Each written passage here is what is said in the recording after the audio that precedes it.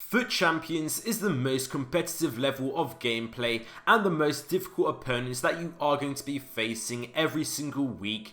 We all have the task of playing 30 games and trying to win as many of them as possible to try and get the highest rank. Only a very small amount of people do go 30-0 each week, and they do get really good rewards for that. But we're going to be talking about in this video, how is it actually possible for them to get this good at FIFA? How can we take just a few of those tips and improve maybe our gameplay from Gold 2, Gold 3 to Gold 1, and then push up to Elite as well, Elite 3, Elite 2, and keep on pushing as much as we can. In this video, we're going to be interviewing Jamie. I did ask him lots of questions. You guys also were asking him questions. I forwarded them all on. You guys went absolutely insane. So many responses, so many questions, hundreds of different questions. And in this video, we're going to be feeding back, answering those questions, taking a look at the team he used, the custom tactics, and also those important tips that can help you improve in FIFA 21 FUT Champions. Jamie did actually go 60-0 now. He went 30-0 2 weeks in a row, and on Friday he was actually the first person to win all of his 30 games. He was rank 1 for a short while, but today somehow he has dropped down a few ranks and he is now rank 3, which is still just absolutely incredible. And he is so young. He's only 15 years old. He does play from Germany, and this could literally be absolutely anyone. He has only recently become so good at this game, and he's become at the top level, getting so far. He's definitely going to be in some competitive FIFA tournaments very soon, and maybe using his advice we can also improve our own personal situation, get up at least a rank or 2. So getting straight into this video now, the first question is, when is the best time to play your games? You only have 30 limited games. You do not have unlimited games to try and get as many wins as possible. You do have a limited of 30, so you do want to try and win every single game, and maybe want to improve your chances by playing at the best times. So you do generally get more rage quits on Sunday evening as well, but you do need to be careful. Now more and more people have been picking onto this, so they have been playing more pro plays really Sunday evening, late night, when there's only a few hours left in FUT Champions. It does get really sweaty, really competitive, so maybe just sort of like 8 PM, 9 PM UK time Sunday evening. But you cannot play all of your games then, because it is going to be too many games. You're just going to get fatigued from playing so many games in a row, so you can definitely split them up. Friday evening and also Saturday evening after around 8 PM, 9 PM UK time is a very good time. It's better at night. Servers are also better at night, and again, more likely to get those rage quits. But do be careful, 6 PM UK time, when content does drop, the servers can be quite overloaded, so do avoid that time. Wait a few more hours and the evening is going to be your best option. Then we do have a general tip from Jamie. Player switching with your right stick is a lot better. A lot of you guys do use L1, myself included. I was using L1, but when we just take a look at some of his gameplay, his pressing is just absolutely insane. He always knows where you're going to go, and a lot of us do also know where our opponent's going to go, but we just get there a second or two late. When you are going to be switching to using your right stick instead of L1, or maybe on Xbox LB, then this is going to be a lot better for you. You're actually going to get to that place and intercept your opponent. So that is why Jamie's defending is so good, and I definitely recommend that. It's going to get hard to get used to, but then once you get used to it, it's definitely going to be worth it. Also, calling your runs using L1. Jamie doesn't actually have his custom tactics on getting behind or long balls. We'll be looking at his full custom tactics in just a moment, but he does use L1 to call his runs, and that is really useful for him.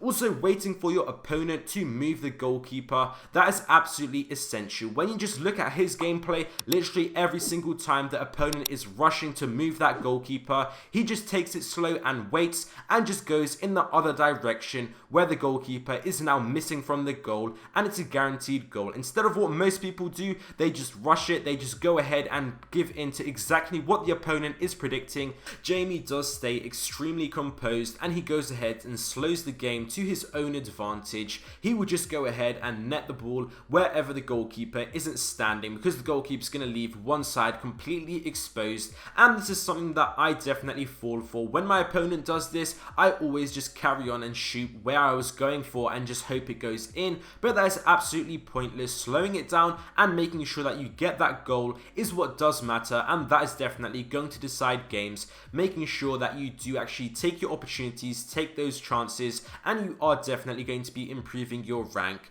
Then we do have an interesting question. What do you listen to when playing FIFA? Do you listen to music? Do you listen to the commentary? And this is something I did actually say in the past in my other videos that I have done in previous years. The commentary can be quite discouraging. If you're losing in a game, the commentator's literally going to be like, can they get back in here? This is going to be impossible now for them to turn it around, for you to turn it around. So Jamie does actually listen to music. He just listens to anything like Drake, any American rap sort of thing like that, and he does find that useful. Whatever keeps you relaxed, try and find that, and use that to your advantage. Do not listen to the commentary, in my opinion, or at least turn it down. Make sure that it isn't distracting you or discouraging you in any sort of way. Then we do have, what do you think about weak foot? Is it important? Are skill moves more important? And this is as well quite interesting. Weak foot is not too important in Jamie's opinion. 3 and 4 star weak foot players are going to be absolutely fine. They are literally going to work perfect.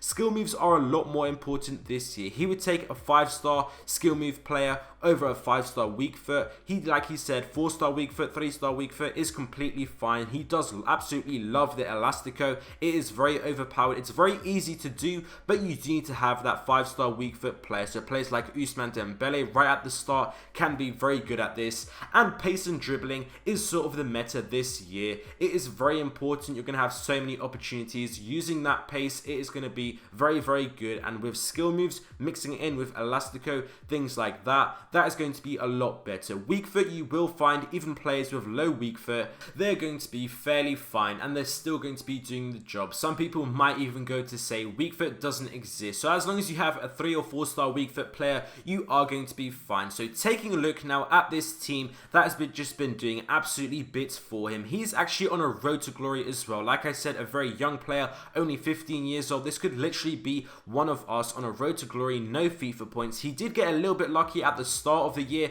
to be able to afford these cards. He does have Mane, that is his favourite player. Then he does love Rashford. He does play at striker. We'll talk about what formation in a moment. Also Kante. Those are his 3 favourite players. Sadio Mane first, then Rashford and Kante. They're his favourite players. The defence is literally very generic. Everyone pretty much has this defence. And also if you do have just Eder Militao, Diego Carlos, that can be very good. But it does help when you do have a player like Varane. He can do absolutely bits, but the rest is literally what most of us have and what is your opponents will have as well. And the strike is very good. A lot of us do have Rashford. Some of us might not have Kante and Pogba, but Salah and Mane are just absolutely amazing as well. But this could literally be many people. I do believe a lot of people do have a team like this. He doesn't really have anyone like Mbappe or Neymar who would really be carrying this team. It is mainly skill and mentality that is really useful for his team. When we take a look now at his custom tactics, it is quite interesting. He does choose a 4-1-2-1-2 formation, and this is not really the most popular. It might not be seen as the meta, but it's definitely paying off for him, of course, seeing as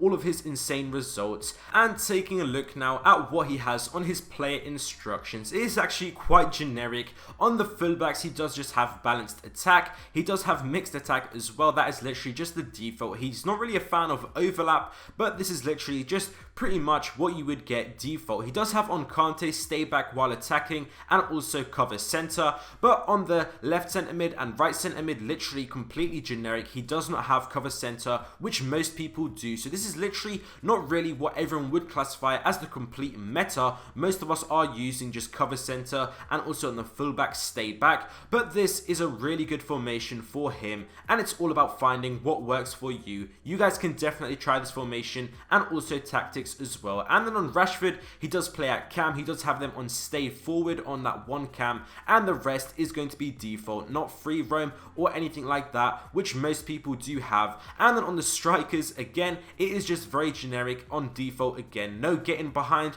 nothing like that. And on the tactics, it is actually just balanced. He does have, quite surprisingly in my opinion, what I do find quite interesting, the corners and free kicks. He does have almost the maximum of bars that you can get. He does have 4 bars on corners and also free kicks. That is quite interesting to me because that is a lot of pressure. He does defend quite, of course, aggressively, and it is working wonders for him. He's just absolutely smashing his opponents, and we can see here on his subs bench, he does just have Hwang Hee-chan. He really likes this card. He did get his once to watch, but it's exactly the same as his gold card. He has said that that has saved him quite a few times. Paulinho, Ousmane Dembele, also Inaki Williams, and he does have 3 bronze players on the bench, so maybe you do want to be trying out bronze bench. It always has been some sort of superstition in the past, but this Jamie is just absolutely insane at FIFA, and it is really inspiring. Right back to me, only 15 years old, literally. I cannot wait to see what he's going to be doing. Potentially another F2 Tex rising up from a young age. He's absolutely killing it again out from Germany, and we are going to see how it goes. Definitely go ahead and check out his links in the description. He's going to be streaming a little bit on Twitch where you can ask him more questions, and also he's starting up a YouTube channel, Instagram. He's definitely very at the start, but take a look. Definitely looks like a rising star. I hope you guys enjoyed this video, and also comment down below any questions here. I'll forward them on to him, and also make sure you guys do get an answer. Thank you guys for watching this video. I hope you guys enjoyed, and I'll see you next time.